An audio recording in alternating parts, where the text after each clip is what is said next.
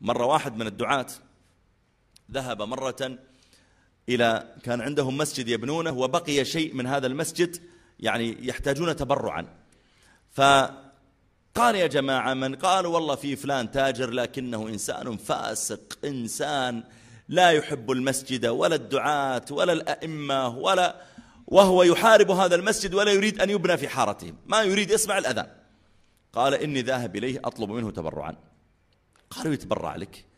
هذا ممكن يتبرع لي إنشاء مرقص، يتبرع لي إنشاء مكان محرم، أما يتبرع لي مسجد هذا اغسل يدك.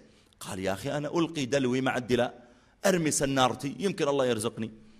فمضى وطرق عليه الباب، فتح له الخادم أين يعني صاحب البيت وكذا، دخل قال إمام المسجد يريدك، قال قل له ما هو موجود، فأصر عليهم إلا تطلع لي ويضرب لحد ما طلع له وهو غضبان. ايش تبغى ماذا تريد؟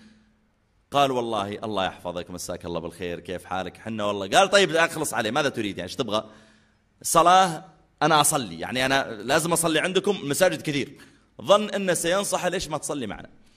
فقال لا والله بس عندنا المسجد يعني احنا بنغير الفرش ونحتاج لك ونحتاج والله لا نزال نحتاج إلى تبرعات، فنريدك جزاك الله خير تتبرع لنا.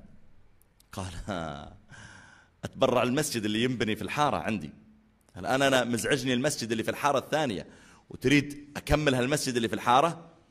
قال والله جزاك الله خير وأنت إن شاء الله راعي خير.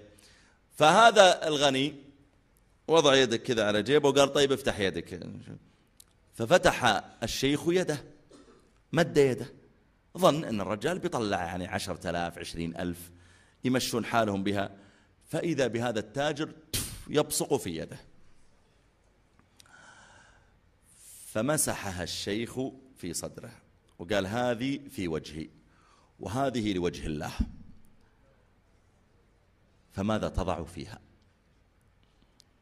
قال هذه لوجهي البصقة، لكن هذه لوجه الله، فماذا تضع فيها؟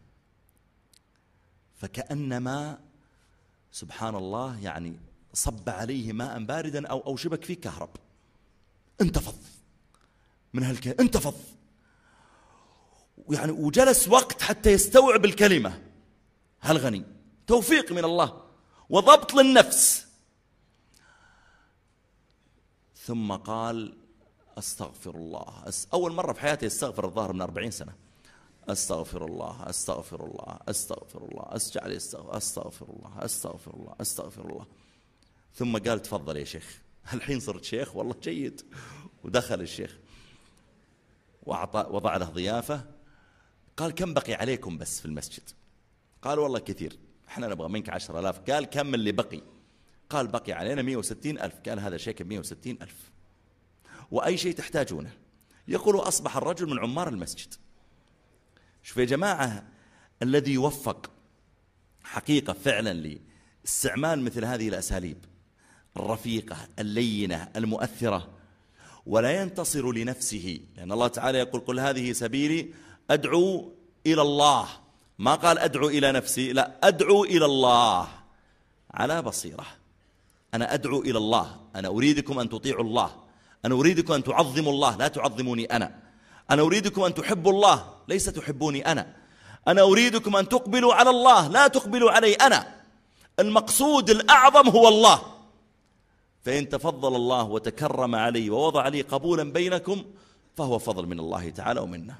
قل لا أسألكم عليه أجرا إلا المودة في القربى. أقارب النبي صلى الله عليه وسلم لهم حق، لأن التعب هو نصح الناس وتوجيههم، فله حق أن يكرم ويكرم أقاربه.